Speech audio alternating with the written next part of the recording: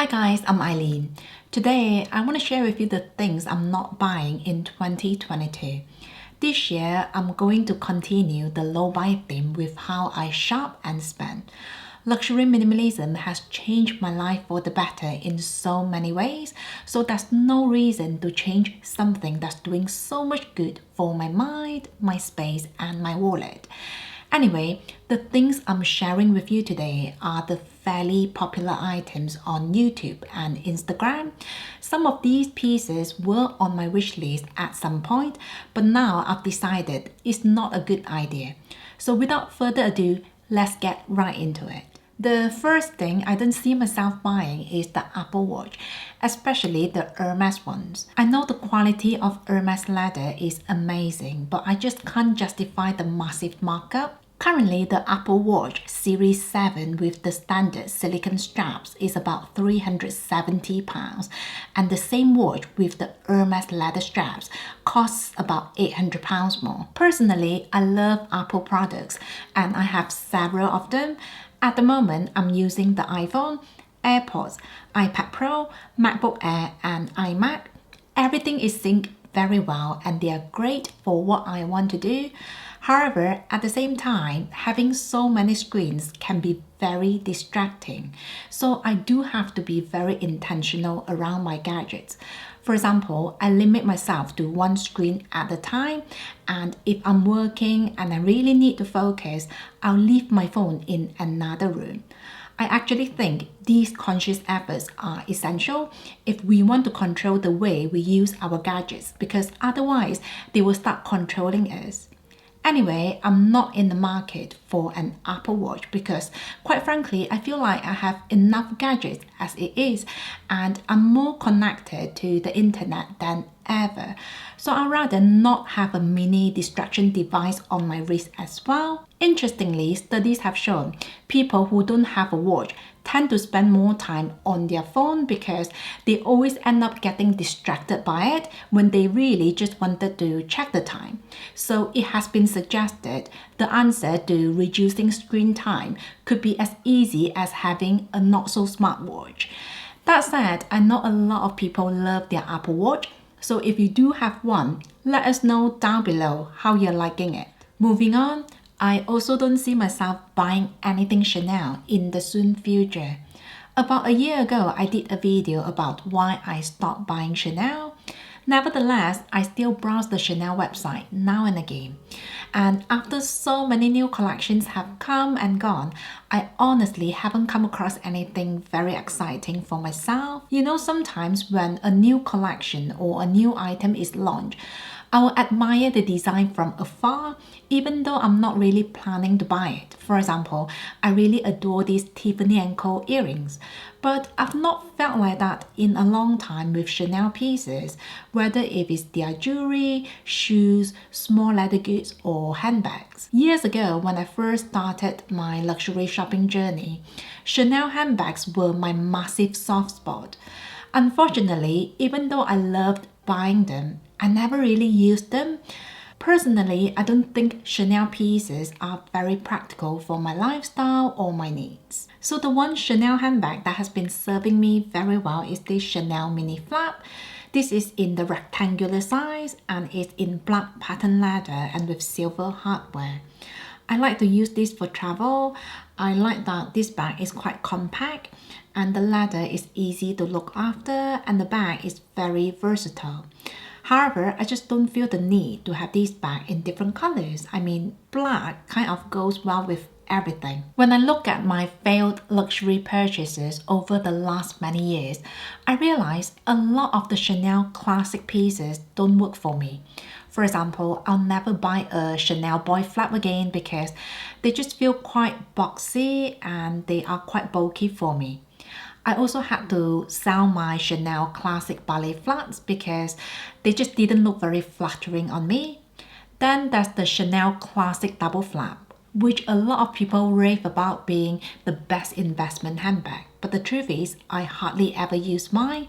So I think it's fair to say I've really given Chanel a shot, but we're just not clicking.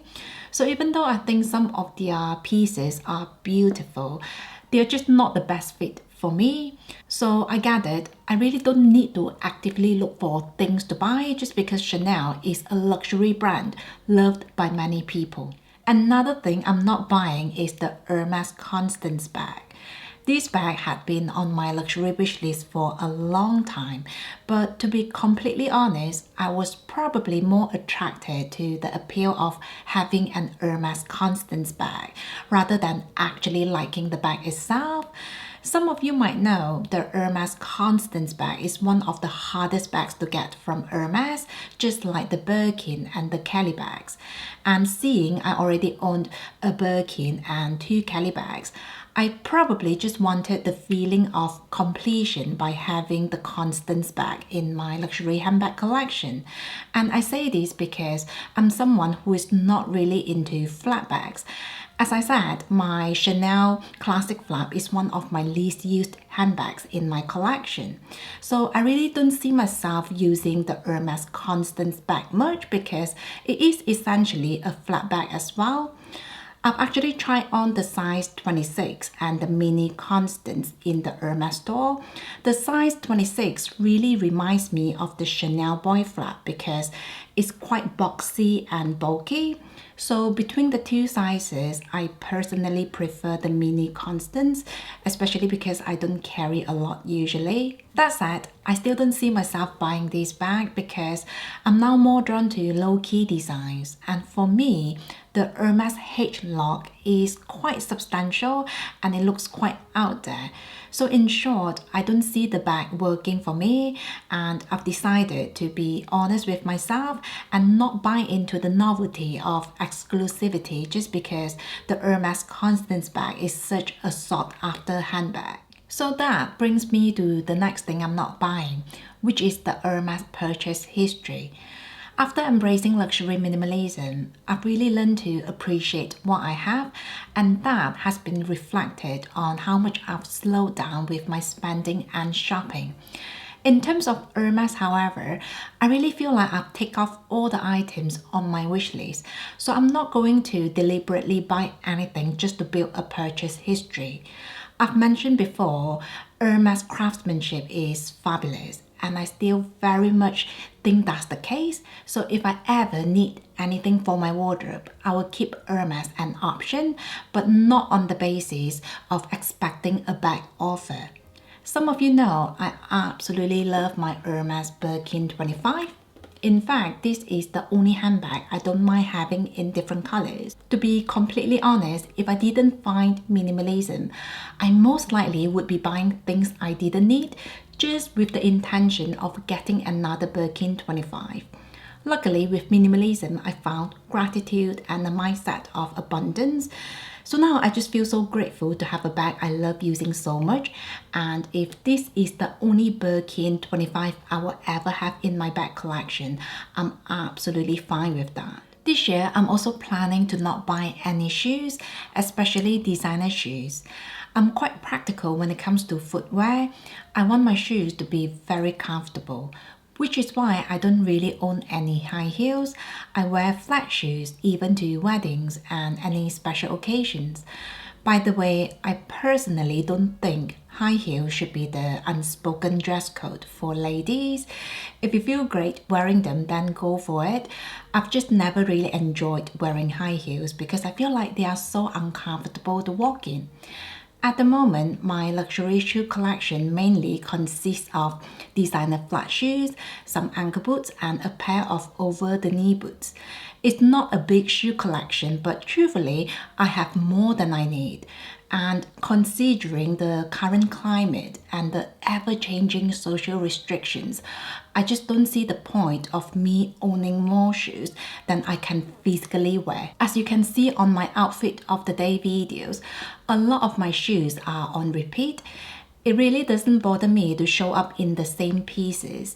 If anything, I really enjoy the feeling of making use of what I have. That said, certain pieces still don't get a lot of attention from me. For example, my over-the-knee boots, and I will insert a clip here. Hi everyone. So it's really gloomy out there today, but I've decided to wear my over-the-knee boots. These are from Karen Miller. I bought them about 5 years ago. and they are in this beautiful black suede leather. These are the only pair of over-the-knee boots in my collection, but to be honest, I don't wear them a lot because it takes a bit of time to put them on and remove them. But they do come in very handy when it's cold outside and if I want to put a dress on. Sometimes I get comments saying my shoe collection is not minimalist enough. Now, first of all, I think that really depends on how you define minimalism. But I agree my shoe collection is not the smallest. The thing is though, if I could start my whole shopping journey again, I think my entire wardrobe would be smaller. This is why I try to sell the pieces I don't use. However, shoes tend to have quite poor resale values compared to luxury handbags. Seeing I can't possibly go back in time to undo my shopping decisions, I decided the most sustainable answer is to keep what I already have, wear them as much as possible, and avoid buying more shoes mindlessly. So those are some of the things I'm not buying in 2022. After taking on luxury minimalism, I've stopped buying a lot of things and it truly feels so liberating to want to have less. I highly recommend everyone to take some time to curate your luxury wish list because sometimes all we need is less. On that note, please let me know if there's any luxury item you desperately wanted at one point, but now you've changed your mind. So that's it from me. Thank you so much for watching and I will see you in my next one. Have a nice day.